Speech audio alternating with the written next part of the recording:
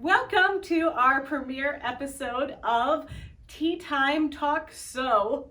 See what we did there? Anyway, I'm really excited that you're watching today because our first guest is somebody that I met a number of years ago at a filming for Quilting Arts, and I'm just so thrilled that she lives nearby and that she was willing to try this with us because this is an experiment in case you didn't know.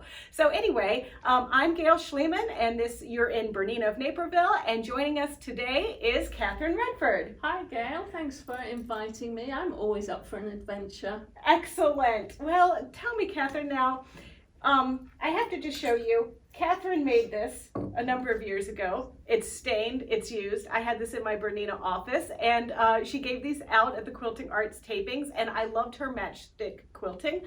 However, she does so much more than that. So I guess, Catherine, let's just get started a little bit with, tell me about yourself. Well, I was born at an early age. At an early age? At an early age, okay. In England. Okay. And brought up in the north of England. Went to college in the south, met my husband. Yes. Got married when I was 20. We've been married 40 years this July. Oh my. Yes, we are planning to break the bubble, invite the children in. Yes. And have a small celebration, so that'll be fun. Anyway, we moved here in 1995 with our 4 children. Yes. And I've always made things, yeah. But I learned to quilt when I came here. Okay. And it's a very expensive hobby. It is. So I really enjoyed it, so I wanted to make it more than a hobby. Yeah. Because, so I'm English, and I've got that sense of guilt and, Protestant work ethic and all that good stuff. So so I had to make it so that I thought, well, maybe it could be a job. Yeah. And so I tried to learn as much as I could. And I actually started teaching in 2003. Okay. Across in Lisle. Mm-hmm. And then I went on the road more or less full time 2013. And I think I met you in 2014. Yeah, because it says so on my coaster. Oh, it says so on your coaster. Okay, here's a public service announcement. Okay, when you make stuff, make sure to sign and date it, because for people like me, I can keep track of where I was in 2014. Anyway. Yeah, well, okay. There you are. So so when I went on the road, I had to decide what I was going to teach. Mm-hmm. And so at the shop where I've been teaching machine quilting, mm-hmm. But really my speciality is walking foot quilting. So I've been teaching that since I started in 2003. So when I'm on the road now, I teach either machine quilting, speciality walking foot, or I teach handwork. Okay. Because being a very proper English girl, I did learn to do handwork when I was young, when I was 8, 9, 10, and so I think really I have a lot to give and a lot to share on the handwork. I have to say, the handwork that you do is it's stellar. Not only the workmanship, but also the creativity and how you use it. So Catherine brought this beautiful hexagon quilt that's just the matchstick quilting. It's out of this world. The colors, everything, even the backing with the little mice peeking through. But what I love is it's an attainable hand quilting, maybe even for me, because what can happen is you just do your matchstick quilting and you leave like a wide row, mm-hmm. and then you do a visible hand quilting stitch, yeah. Right? Well, it was my regular matchstick, which really is the excuse not to worry about whether it's all even. Yes. So you leave bits open. Where I wanted to put the hand stitching, I left it a little bit more open, and then I used like a 50 weight thread for the machine work, and then I used a 12 weight of the same color. Mm-hmm. Right. So 50 weight for the quilting, the machine work, 12 weight for the handwork, but the same color so that it would just blend in. But I did learn that if you want to add hand stitching after your machine work, you're better off not actually calling it quilting. Call it embellishment, and that way it doesn't have to go all through all the layers. Ooh, that's a great tip. Because I find it really hard to get my needle in and out without doing that stab stitch, which is really slow, once everything's so tight. And I'd used a heavy batting because I knew I wanted it to be a wall quilt. I wanted it to hang straight. Yes. And so that was even harder. So now now I always just aim just to go through the top 2 layers, right? Okay. So through the top and the batting with the handwork. So the machine quilting holds it together, and then the hand stitching embellishes it. But I do the hand stitching second because I don't have to mark it, because the machine You has already have your lines. got my lines Perfect. for me. Yeah. So Catherine, you're making something, it's one of my favorite shapes, and I love bees, and I think that, you know, kind of makes it exciting, but your honeycombs are amazing. And tell us a little bit about some of the honeycomb quilts that you brought, in particular, this little guy that's right up here. Okay, well, that uses hexagons. So I did do some English paper piecing when I was at high school. I mean, I like to say I am an English paper piecer. You are. I am. So, and I don't have my work from high school anymore. It must be on a landfill. Darn it. Must be in a landfill somewhere.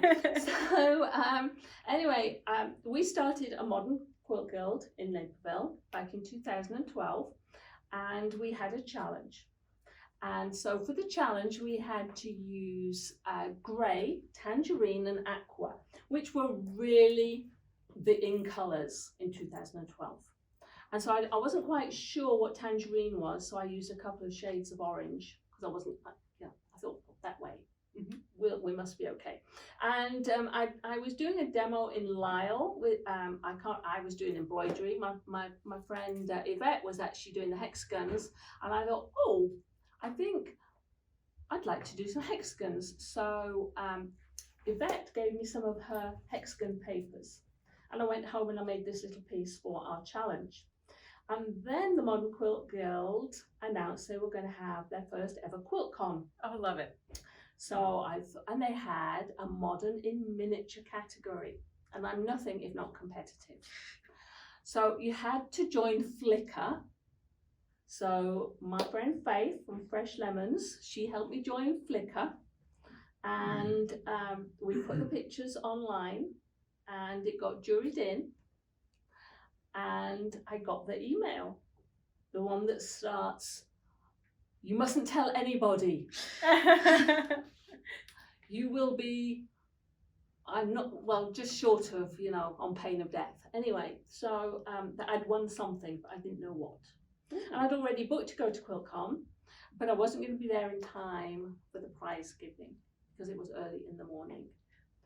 And so there I was on tenterhooks. Anyway, it won first place in modern miniature. That's fantastic. Now, one of my non-quilting friends thought it was a placemat. So, but I'm going to tell you. When I eat, I need something a little bit bigger than that. Okay, well, English placemats are actually quite small.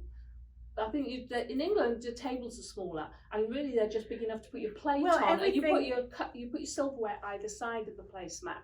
Here it seems to be that the placemat like covers the whole area. Well, because you have to hold all of the giant American food. I mean, when I was in England, or Switzerland or Europe in general, you ask for a large glass of water and they bring you like a glorified shot glass. With one cube of ice. Not even any ice. If you asked for ice, you'll get one piece. Yes. And then I had a meal in the Cotswolds and everything came on a small plate, and sometimes it was like the size of a spoon. So that was a fancy restaurant. Yeah, that wasn't fish and chips. No, that was something fancy. Yeah. Anyway, so this placemat, it won $1,000. Wow. That wasn't too bad, was it? That's not bad, no. Yeah, so thanks to Yvette for giving me those hexagons. So, if apart from, so you have the clamshell pillows, which are very nice. Yes. And I photographed those, and once again, a bit of hand piecing, but those look like they're all hand done. So the hand quilting on that, very sashiko. Yes, looking. actually, if you look closely, there's a little bit of machine stitching around the edges. Okay. So I hand stitched the clamshells together, but I actually machine stitched around the edges in the quilting. But then yes, the stitching that shows, that's like sashiko inspired. What is your favorite to do? Like the shapes. The shapes. Hexagons probably. Yeah. And I like the 3/4 inch hexagons. Those 3/4 inch hexagons on the small one, and then I had another quilting QuiltCon, not this last year but the year before, and that was not miniature but small quilts. Okay. and that was 3/4 inch. Okay. And that got first place too. Wow. Well, it's Yeah. so fresh. Terrible. I would never. My brain would always want to quilt the hexagons and pop them up, but I like how your quilting is like another design on top of a design, Yeah. and this is why you win the awards, and I struggle with threading the needle. You know. No, I just have fun, and often I'll make things that really are nothing, and then you just never see them. So I have a lot of those too. right? So my life's been about giving things a go. We brought 4 children to America. You've got to be crazy to do that. So you wrote a book, and you have another one on the way. Yeah, I did write. It's like a baby. You've had your children, now you have your book children. It did sound just like that. Another one on the way. So this is we'll put up the information for where you can get Catherine's first book, but your first book, tell me a little bit about what you can find in there. Okay, well, that one was modern machine quilting, or quilting on your modern machine. So I don't call myself a modern quilter. I do love to explore the modern aesthetic. So I sort of see those as 2 slightly different things. I'm very eclectic in what I like to do. So the book is machine quilting for everybody. Okay, but it does, the quilts in it do tend towards the modern end of the quilts. But really what it is I've been teaching for a long time, and I wanted to do a book that really had my 2 classes all in one book.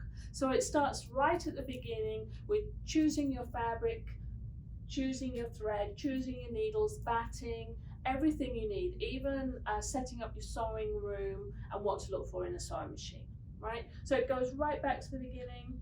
Then pressing matters. Pressing always matters. So even things like that, basting, and then it starts quilting. So I have the introduction.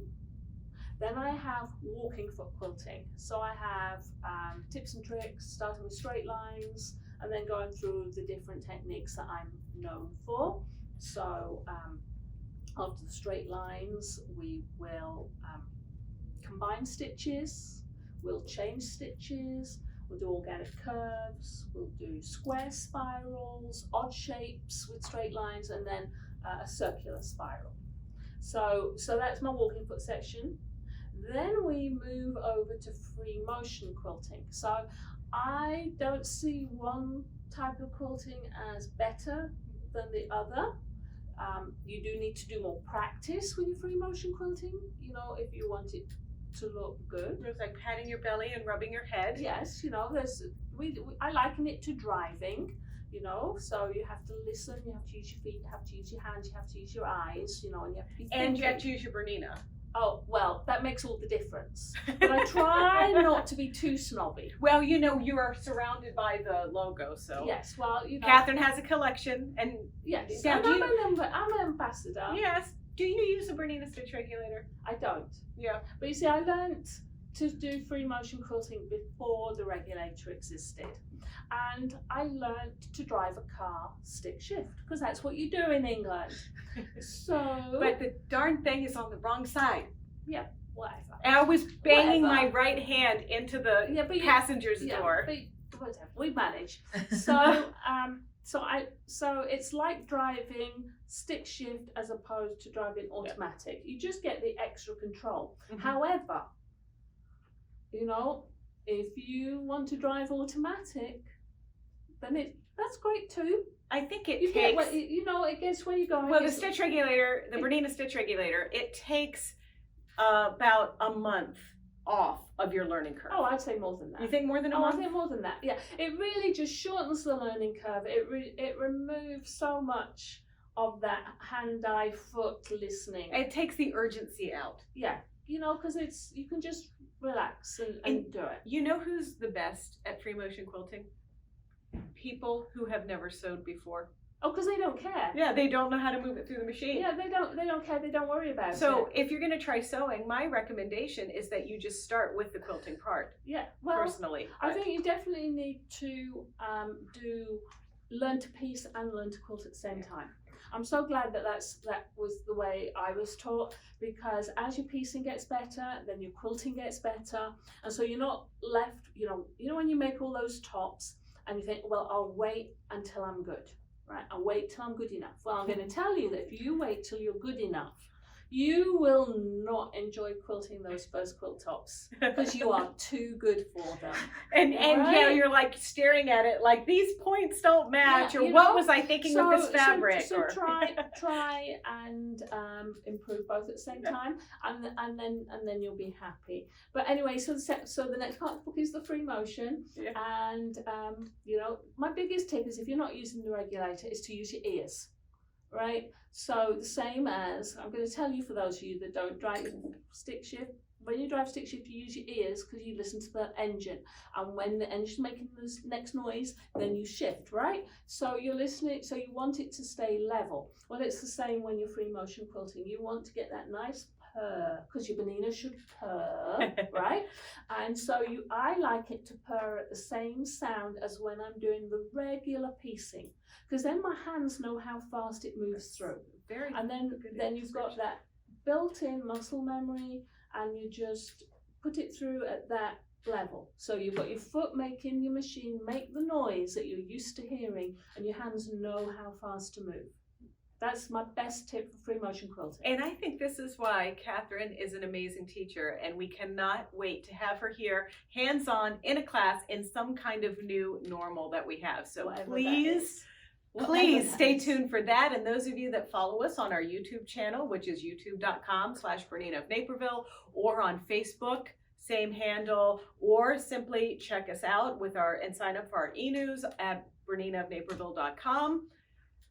Don't miss her, because I know it's going to fill, especially with limited space and all of that stuff. But that's enough of my promotion for that. Right. Catherine has come here to actually, I'm going to just really, I have to make a confession. Those of you that know me know that I will rather do anything than pick up a hand sewing needle and thread it. First of all, I can't see the darn hole in the needle. Secondly, I can't hold it right. I feel clumsy. My fingers are always just weird looking. So if she can teach me how to do hand sewing, then for you, normal people out there, it's going to be a breeze. So what do you think I might be capable of doing? Oh, well, if you want to. Yes. Right, so you want to. I do want to. Here. Yes. You got me out of bed. Right. I mean, I got up early. Getting up early, it's like 3 o'clock in the afternoon. What are you talking about? Well, whatever. It took me a long time to get ready today. I had to be camera worthy. Not been camera worthy for a long time. So Catherine is like, I'm gonna get my hair done before this. And then I couldn't get a haircut appointment until next week. So it's like, hey, I subscribe to the point of view is the longer the hair, the better. That's all I'm just saying. So I think you have lovely hair. It's like so hot on my neck. I saw an advertisement this morning for a personal fan that you can strap to yourself. So there's a solution. Well, that just sounds delightful. I know. It's wonderful. Yes. It's our apocalyptic outfit. What can I say? Lovely. Anyway, all right, let's get started. If you're motivated, we can do it. All right, so we're going to make hexagons. We're going to do hexagons. We're going to do a little fussy cutting. We're just going to do the very basics today. All right. We better get started then. Okay. All right. Okay. All right, Catherine, this looks a little bit intimidating for me. Oh, you can do it. Okay. It'll be fine. All right. Yeah, so what we've got here is we've got the hexagon to make. We're going to make this flower, okay? So we're just going to make the simple single unit. Okay. Right, so this is what we're aiming towards, but I need to show you how we got there. Okay. Okay, so first of all, you have to cut your pieces. Mm-hmm. So to do those, we're going to have our paper templates, right? Those come in packets like that. So this is a 1-inch hexagon. You measure the side. That's what tells you what size it is. So that's a 1-inch hexagon. And I like to use the templates. All right. And so you see this template, this allows a 3/8 of an inch seam. So that's lots. Mm-hmm. So there's lots of room for you to wobble a little, right?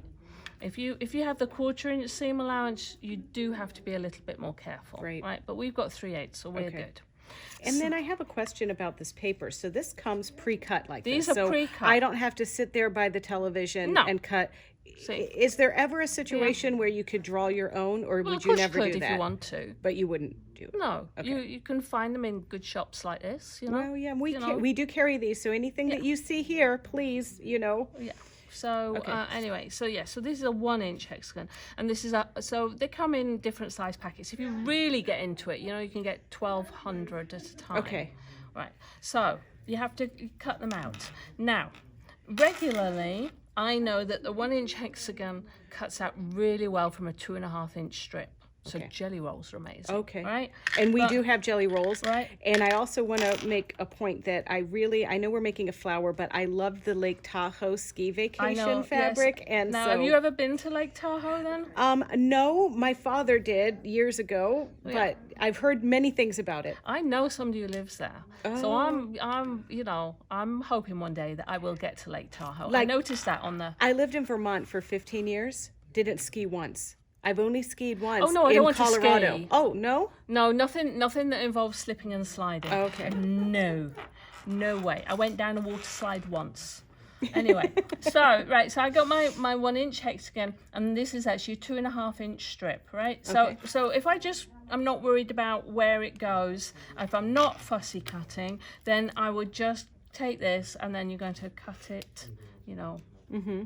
Going to cut it, and then we're going to turn it around, because we're going to be careful. And I just put a new blade in my rotary cutter, so we really want to be careful, don't we?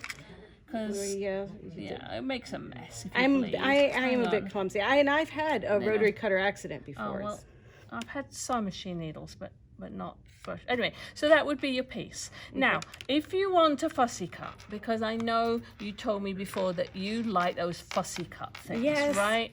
So, I've tried my own attempt at it once. See on here, I was really careful. Yes. Can you see how these are all the same, and see these mittens? Yes. Right, well, if you want a fussy cut, you end up with a piece of fabric, right, that's got all these holes in it. Yes. Right, so I'm going to show you though, because if you wanted to do more like this, what I do is I cut the first one, and you've got your template, so you can move it around and decide where it's going to look good and everything. But then when you cut your second one, or your third, or whatever, you're going to put it, you're going to find where the first one came from, see? Mm-hmm.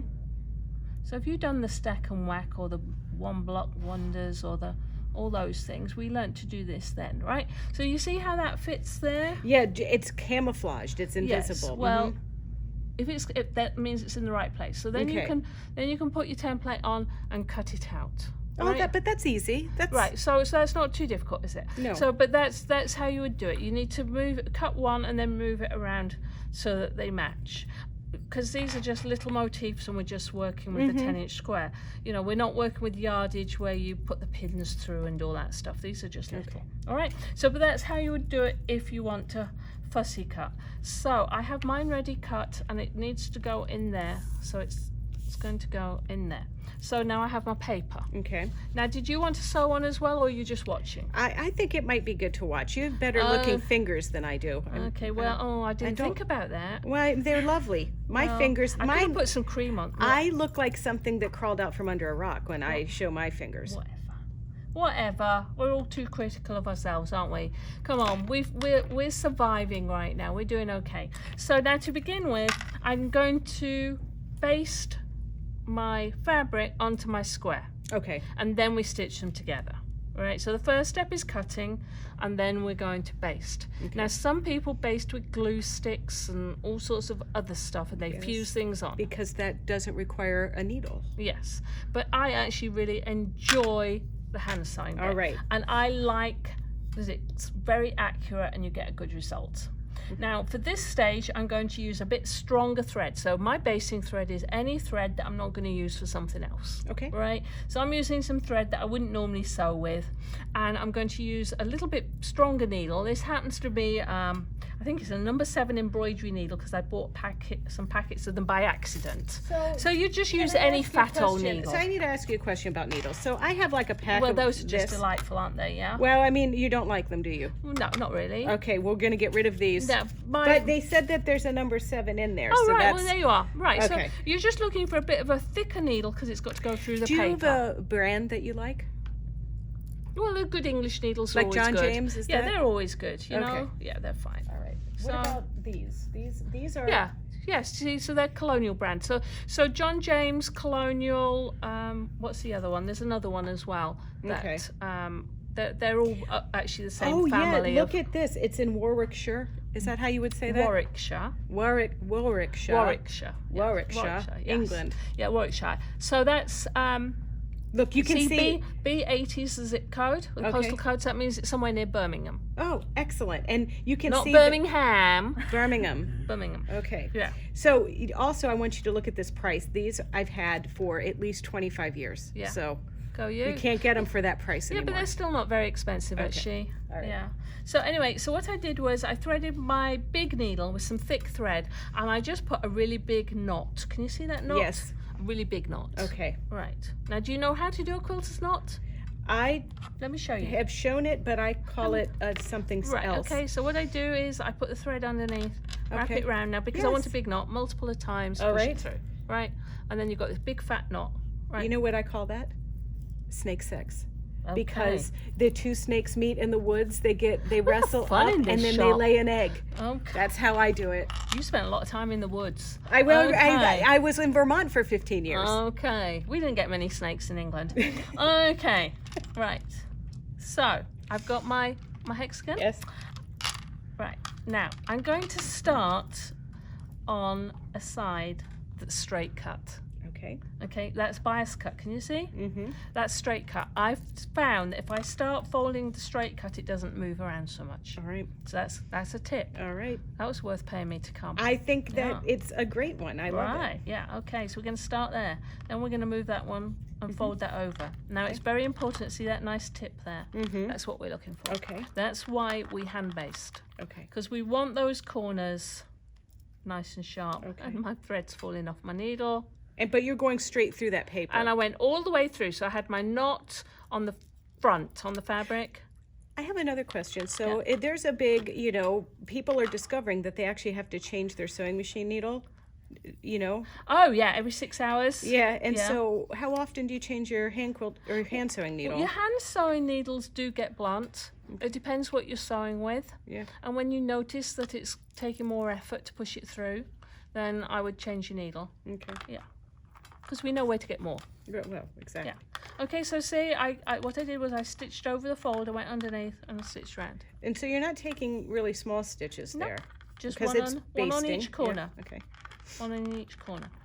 But even though, I'm making it look easy, I've done this before. Yes, and she's not even looking at it. So you see, I yes. don't know if you can see this. All right, because I've basted thousands of these. All right? It's really important that you get the corners as sharp as you can. Right, come to this last one, Yes. and they just go over the top and down. Right, so then we're going to there. Come to the last one. Right, now, we started with a knot. We're going to finish by just twice. Okay. Stitching twice. And that will hold it down. Right, there you go. Isn't that nice? It's great. So and cute. yes, it is. Right, so that's that. That's basted. Okay. So to do one of these flowery things, you want like 7. Right? All right. And so I've done the other 6 because Right. who wants to watch me, even though I'm so entertaining? Well, I mean, there right? are these satisfying videos that you can find on YouTube where people just watch things come to Yeah. life. Okay, right. You see, so then Yes. that's going to fit And in then there. it's like perfect. Yeah, it's perfect. Right. So now we're going to sew it together. So the basting stitches, they come out eventually, but we're going to sew it together and it's going to stay in there. Okay. And we want it so that you can hardly see it, right? We want it as small as possible. So now what I'm doing is I'm switching to this thread. Now this is 100 weight polyester. Okay. All right. And I like the Wonderful thread. There are others, but this is what I like. And because it's so fine, it's hardly going to show, and you don't need to match the color. Because Catherine, I don't know how this will pick this up, but she's using purple on our little. Well, this was a dusty. grey. I thought that was grey. I think it looks lilac. Well, it is what it is. It's a medium. All right, it's a medium, isn't it? But so it's going to blend disappears. in. Okay. So you can get these boxes where you get like a really light one all the way through a dark. Right? And we have these, so. Yeah. So, and see it says cottonized polyester? Yeah. What that means is it doesn't stretch. Okay. Because back in the day, remember using polyester and you try and use it on the sewing machine and your tension would slip. Well, nowadays it's treated so it doesn't stretch. Okay. So that's a really good thing. So, right, so this is very, very fine. It's the same as using silk, but if you've tried using silk, then you'll know it slides and it slips. This doesn't slip the same way. Okay, I was going to ask you because I was taught by a non-English lady how to do certain hand sewing, and she always used silk thread. Yeah, well, I found when I tried, because when I got back into doing this, first of all I started off using like the 50 weight 2-ply thread, you know, and that's okay, but it's like, oh, I want to do better than that. Okay. So I tried using silk because I'd heard people use silk like for applique, but I just found that it comes undone when it slips and it slides, and so I'd sew them together and I'd come back and I found that they'd come undone. That didn't suit me very well. Okay. So, and this is, of course, is cheaper. Okay. That's right. So now, when we do hand sewing, I like to use like 18-inch piece of thread. Right. So that's from tip of your finger to just past your elbow. Okay. Right. So cubit is a 16 inches. So we're adding 2 inches to a cubit. So that is my other problem. I've been cutting my thread for the entire project. As my fourth grade teacher would say, my Gayle, you are a lazy tailor. Yes. Anyway, so now we're going to look for a fine needle. So we can use, this is, I don't even know. Right, so this is fine. Okay. Right, it's thin. It does look small. Right, so this is probably this is a 9 sharp. Okay. Now you can use, back in the day, I'd use a 12.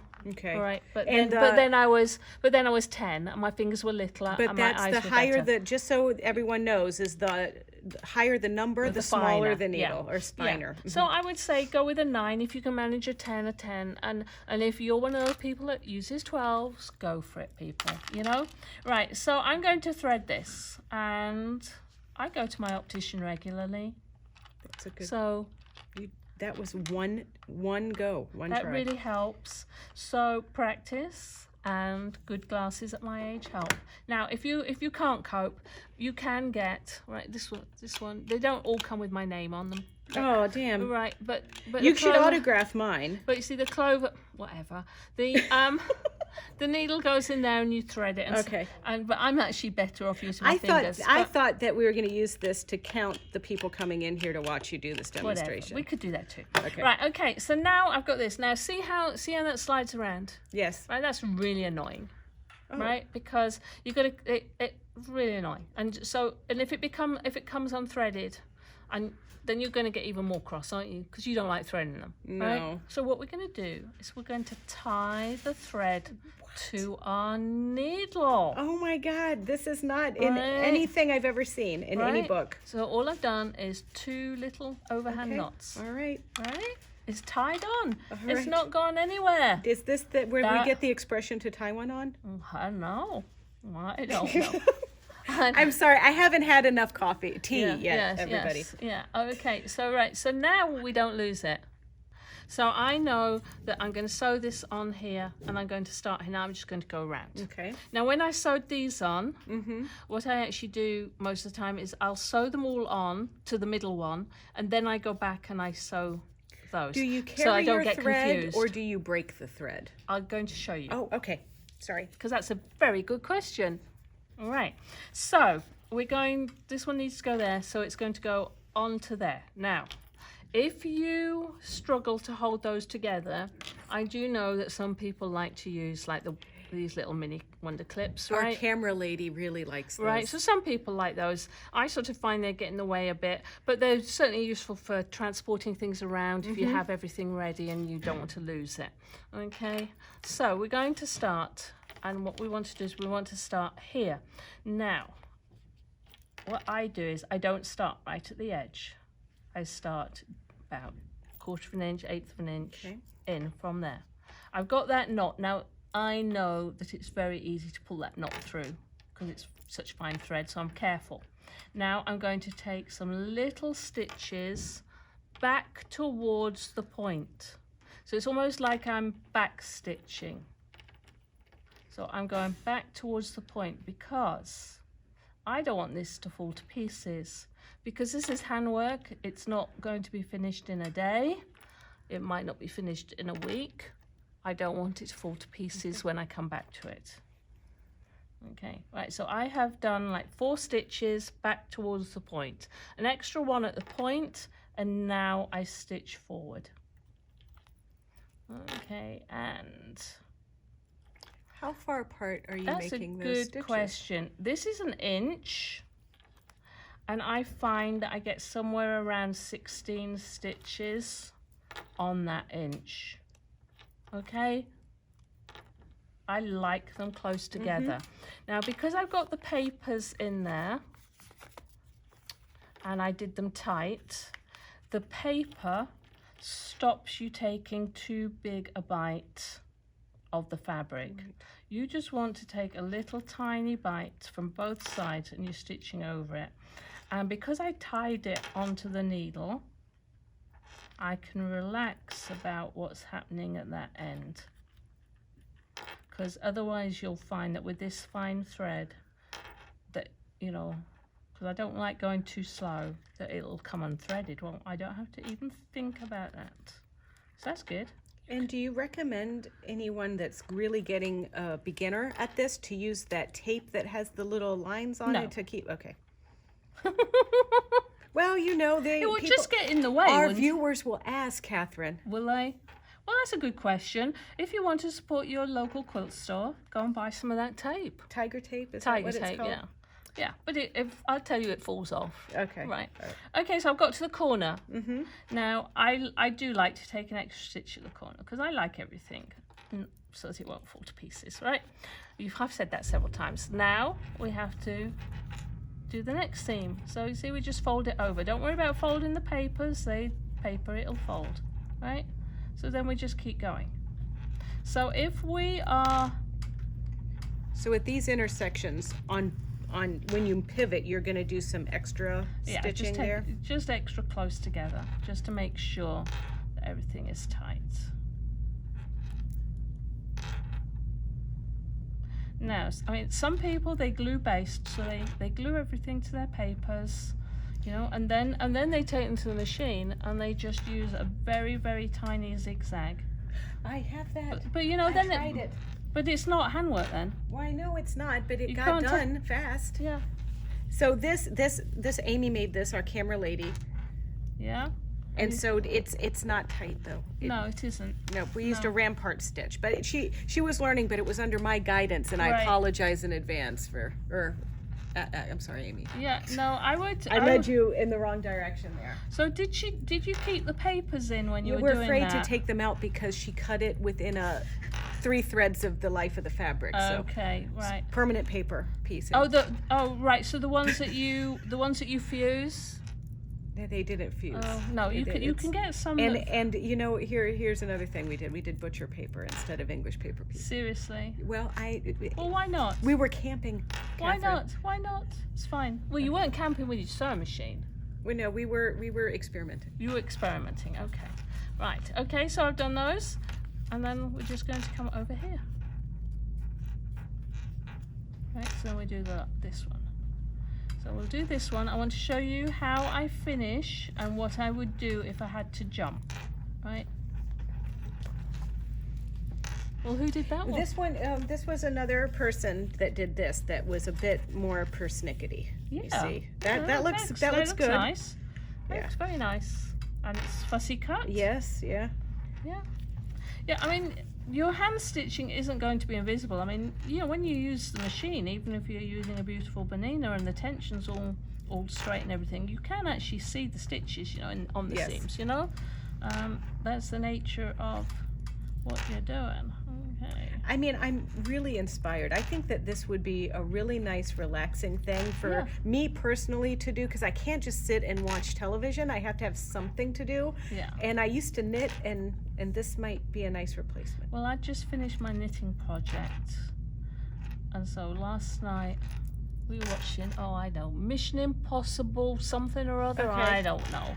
Oh, I was going to sleep because I didn't have anything in my hands. You'd think you can't- wouldn't think you'd go to sleep during Mission Impossible. I can't make it through credits of any movie. You know. So anyway, right. So what happened was I got to the end. Yes. So now I'm back stitching. I'm going back 3 or 4 stitches, right, to make sure that that's nice and tight. Now, if that's the end of my sewing. So what I would do, instead of tying a knot, I'd take just some little stitches down here in the seam. Okay. So that's the equivalent of tying a knot, right? Okay. Now, if I needed to jump, say this one hadn't been sewn and I Okay. wanted to sew that, what I would do is I'd go there and then I'd come here and I would start and go back and forwards again. So I don't know whether we can see it on the camera, but can you see this thread here? Yes, I Right? can. That's where I jumped. So I would call that carrying the stitches. Yes. Is that okay? Yeah. And then you're just securing it Yeah. after you carry it, and it doesn't get in the way when you pop these. No, it's Bits all out. going to be behind, so it's not going to matter. I mean, if I was sewing in black thread with white hexagons, I don't know why Right. I'd do that. Then you'd be a little bit more worried, but this isn't going to show. And the papers stay in the entire quilt. Yes, the papers stay in at the moment. Now, Okay. I'm going to cut that. There we are. Right, so now, once you do however many you want to do, right? And then you've got to put them on the background, Correct. right? This is assuming that you're going to have a background. So I thought that's a nice background, isn't it? So yeah, I had this lovely 10-inch square. What do you call these? They're a layer cake, because Layer this is cake. from Moda. This is a Moda collection. So this is an and- official layer cake, right? Anyway, so I thought that was a nice combination. At one point, see, I'd cut this one, see, but see, that's not as nice, is it? No. You really needed that darker one in the middle, and then this will show it. So what would happen then is we'd pin this on, so we'd decide where it was going to go, and if I was being careful, I would press this. I would press this into quarters, and then I'd line things up. Gotcha. Right? But you know, putting it a little off center looks modern. Oh, don't there we you are. think? Asymmetric. Yeah. Asymmetry. Asymmetry. It's a hallmark of a modern quilt. All right. Okay. Anyway, so you pin this on with whatever pins you want to do, right? And then I would baste it, because I don't like stitching with pins in. So Yeah. I would baste it Okay. onto the background, Okay. right? And then I would do a little tiny, applique or overstitch. Yes. Stitch it down all the way around. And is that the one where, excuse me, I'm just going to take one of these larger needles, not Yeah. because I am going to thread Yeah. it or anything, but that's when you would go into the fabric just a little bit like that, Yeah. and then come up Yes. through. And then when I come off the edge, so I come off vertically, perpendicular. Yes. So all the traveling is underneath this And fabric. this is going to be 16 stitches per inch probably as well? something Okay. around that. So Okay. of course, I have one I did earlier. I'm afraid it's not the same fabric. It's okay. It's okay. okay. This one we'll get the idea. All right. So there we are. Okay. Right, so you can see that that's all on there. It's all stitched down around the edge. See, that's the basting that held it on Got there. So it. I did do all the things I told you. Okay. Right, so all the papers are still in there. All right. So we have to take the papers out. All right. So what we do is we turn it over. All right. Right, so you can see. Can you see those are the little... I can see them. I did a good job when I did that, You- didn't I? Yes. Yeah. You might have been doing this for a little bit. Yeah, anyway, right, so we're ready to take this out, and because it's you, I'm going to cut into this. So- But what if it wasn't me? What would you do? I would just talk about it. I Oh. wouldn't actually show you. All right. But I think, your YouTube viewers deserve the full Awesome. reveal. All right. Right? Okay, so what we're going to do now? Don't worry too much because we've got paper in here. Yeah. You're not going to cut your hexagons, right? So we're going. And you would use needles that size? Scissors. Scissors. I'm sorry. Yeah, these are scissors. I'm still learning the terms, everyone. Yeah, see, they have pink handles, so they're excellent. Okay, excellent. I do like those. Those are the Karen K. Buckley scissors. I think these are her new all-purpose ones. Got it. I have But the I little like ones the pink. and the. Oh, I have them all. Oh yeah. I have them all. Okay.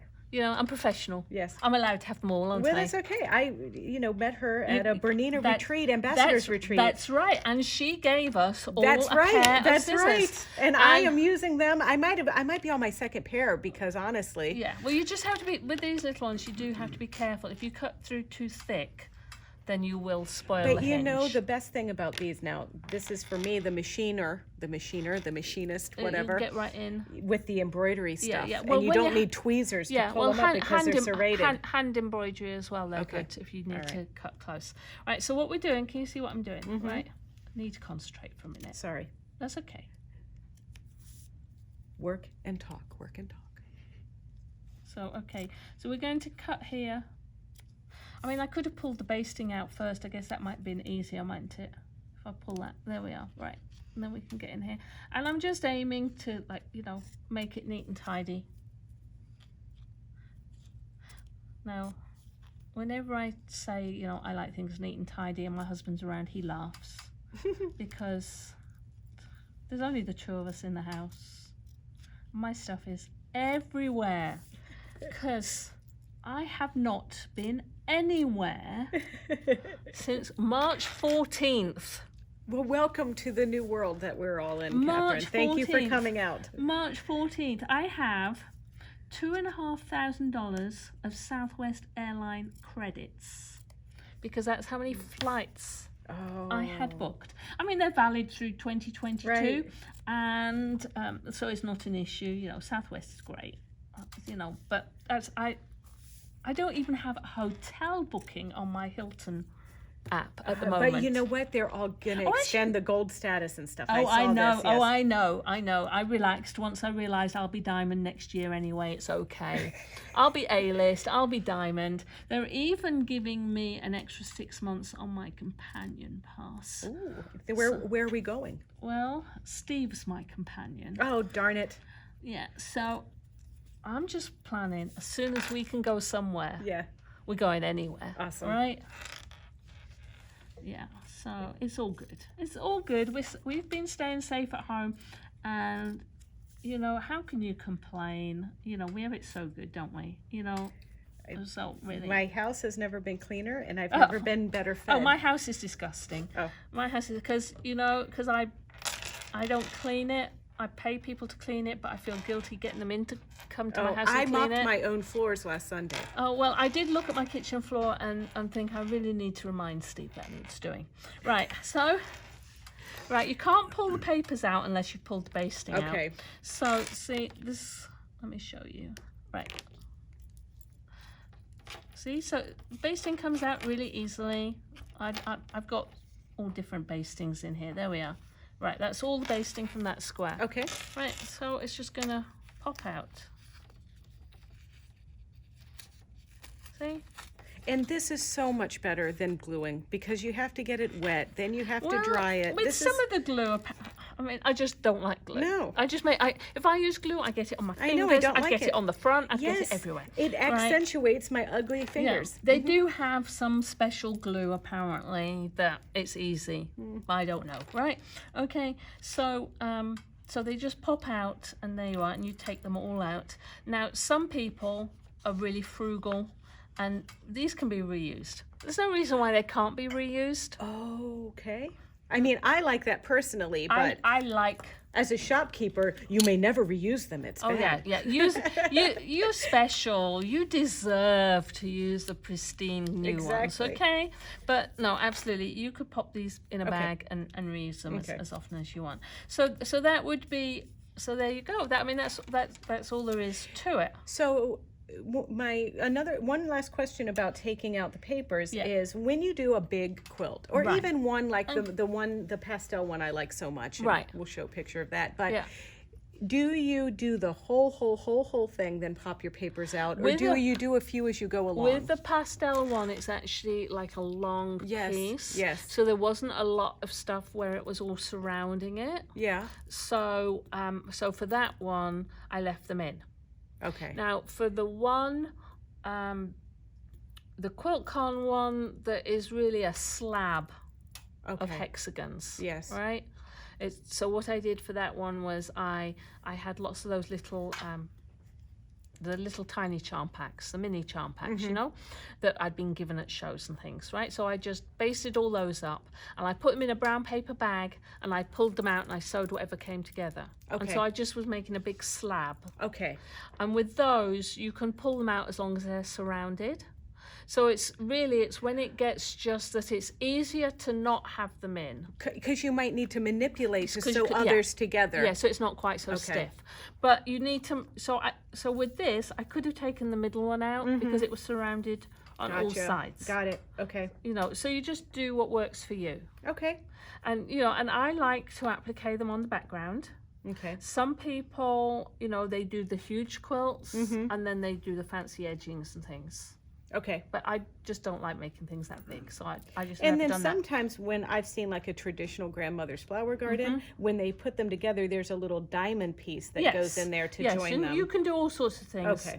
And say with this one, see it's white in the middle, and this is white. So you think, well, I could have left that and just done the 6. It's actually harder to applique that down to the background. I see. Than it is to put a white one in the middle. That makes sense. It all out. Now you've brought some other shapes that you have in Yes. process. We're not going to do those. No. We're just going to look at them for well, inspiration. I have, well, first of all, I have this one. So, you know, because you were liking the fussy cutting thing, right? So this is an old, it's a Lucy Boston block. What they are, they're honeycombs. Well, I don't know, they honeycombs? Some people call them coffins. They're elongated hexagons. I think it looks like chicken wire. It looks like whatever. Anyway, see, they're that long shape. Yes. They're cute, aren't they? Yes. And there's different ways of putting these together, and you can put squares, actually, if you put these. So, and these are some old Tula pink. And isn't that cute? You turned her raccoon into like a flying squirrel. That's what you did. Okay. No, but I like the colors. But I like that a lot. it just shows how that works. And so, and obviously it depends on your fabric placement. You some people make whole quilts all different. Now the other one that's straight sided is the diamond. Now that's the diamond. So, and I'm just going to do a quick demo because there is something to know about diamonds when you stitch them together. Now, this is a 1.5 inch diamond. And are they measured on this side as well? Yes. Okay. Yeah. So anyway, so you see, so you'd need you don't need a 2.5 inch for that. You need, well, we can measure it, can't we? So that's like a 2 inch strip would work well for that. Okay. So you cut that and you're gonna cut them out. I just want to show you how the tips work on the diamonds, because you think that you're doing something wrong, but really you're not, right? So say that's your diamond. We get a diamond out of our packet. Okay. Now when they are new, you do have to be careful that you only use one at a time, because they do stick together sometimes, and you're thinking, why can't I get the needle in there? And it's because... Do you remember, I don't know if they did this in England, but when they used to use cereal boxes as quilt templates? That's before my time. Okay. Yeah, before my time. Well, but you know, I didn't learn to, because I learned to quilt when I moved here. Okay. So I learned like 97. So, you know, rotary cutters back in the 80s. Yes. When, you know, I was people were spending all their money on hairspray. They spent it all on that, so they couldn't buy quilt templates. So they used cereal boxes. Yeah, and scissors. And Elmer's glue to baste things. It was good for them. Fun. It was good times. Yeah, well, I was cross-stitching. Okay. I had 4 small children. I was cross-stitching. Right, so to baste this, again, I start with the side that's on the straight, and then we fold it over. Right, so that one is like, well, why does she need to show me that? Because that just looks like oops, I pulled it too tight. That just looks like the hexagon, doesn't it? Yep. That's because it's actually the same angle. Okay, but we come to the next point, and it gets scary, because look. It There's does a lot of that. fabric in there. All right, you have a rabbit ear. Well, don't worry about it. Okay. It's like, ignore it and it'll go away. Okay. You know, bringing up teenagers. Sometimes that was a problem. I ignored it, thinking it would go away. And then they're still in your basement 40 years later. Then there's, oh no, I made it bad enough that they've all left home. Yeah, no, but there's natural consequences sometimes. Anyway, all I can tell you is that the boys survived, and they're all fathers. Oh. So they're going to have to cope, aren't they? You have a grandbaby on the way, don't you? Yeah, number 8 is due this fall. Oh my goodness. Okay, so you see, so there you are. So it's the same, other than you've got this tail. Okay. So it's not difficult. I just wanted to show you that the tail is normal. Okay. Right. So we're going to stitch that down. Now, when you put them together, right? So you'd have them. All you do is you sew that there. Yes. And you just move the tail to one side. Gotcha. Right, so when you've got them all in a circle, you'll just have these tails. Okay. And it'll be fine. They can all just swirl around. Then if you don't put edge pieces on there, Correct. and you want it to be just a star, you have to you tuck it behind as you stitch it down. Okay. Right? Okay, that makes sense. That's all you do. Wow. See, so that wasn't difficult, No. but I thought it was worth showing you. I definitely, and I mean, I am going to give this a try. I can't promise that I'm going to make anything more than a block that size of our little ski thing, but... Well, that'll make a nice mug rug. It might be time for you to have a new mug rug. Well, you can see it's got Although, a lot of use. That on should it. be washable. Well, I know, but I don't want to. This tells a story of all Tells the... a story of Look all at the this. cups of Look coffee at that you've dingy spilt. thing. Yeah. I mean, Yeah. even this morning. And look, see? I used 2014. I know, that was back in the day, wasn't it? It was. It was Yeah. great. I remember there was a group of ladies that I still keep in contact from that taping. So Yeah. that was very good. That Well, was fun Catherine, times. thank you so much. Catherine, it was so great. I am just really appreciative that you took the time to come here to leave the house. It was fantastic. Like I needed to be asked twice. And you're incredibly talented. And I know that the minute that we put this up, that people are going to be asking questions about, first of all, where they can get your book, how they can find out more about you. So how do they find out more about you? Okay, well, they find out more about me at CatherineRedford.com. Okay, that's my website. I write an occasional blog. It's not now. I'm not while I'm not traveling. It's sort of twice a month probably, but you can see everything on there. And then I'm on Facebook at Catherine Redford Quilter. Okay, you can ask to be my friend at Catherine Redford, but I don't post on it. Okay, so Catherine Redford Quilter. I'm a middle child.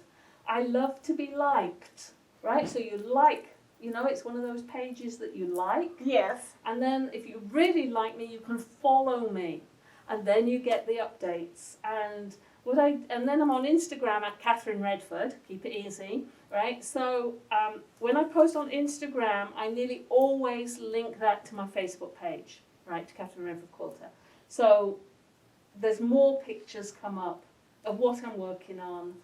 You know, now I'm home. I am trying to sew most days, and just recently it's been a little bit harder to post appropriately. So I've lessened my feed, but you'll see what I'm up to. You'll get a feel for who I am. I am taking bookings for next year because I am not going to be in the house for the rest of my life. Well, we're going to have Catherine back Okay. when, like I mentioned earlier in the video, we're going to have you back where you can actually teach students, be they can great. show up, and we're also going to have all of Catherine's information posted on BERNINAofNaperville.com, as well as the information on the description of this video. So make sure that you check that out. It's too easy to just watch a YouTube video and scroll through without seeing the details, but make sure you check the description. And my final thoughts is, if you like this video and if you want to see more, make sure that you subscribe to the Bernina of Naperville YouTube channel. It's easy to follow. It's youtube.com/Bernina of Naperville, and like, comment, subscribe, ask your questions, click the little bell so that you get more alerts, and don't forget, there will be more episodes of our Tea Time Talk Show. Next episode is going to be Courtney and Dana. They're the Egg Sisters, and they do amazing cosplay, and they have a fantastic monster shop. So, quite a contrast to Catherine's work, but we try to have as many different things to keep you entertained as possible. So, in the meantime, thank you once again to Catherine Redford. Thank you to our camera people, and thank you for watching and putting up with us. So, see you later.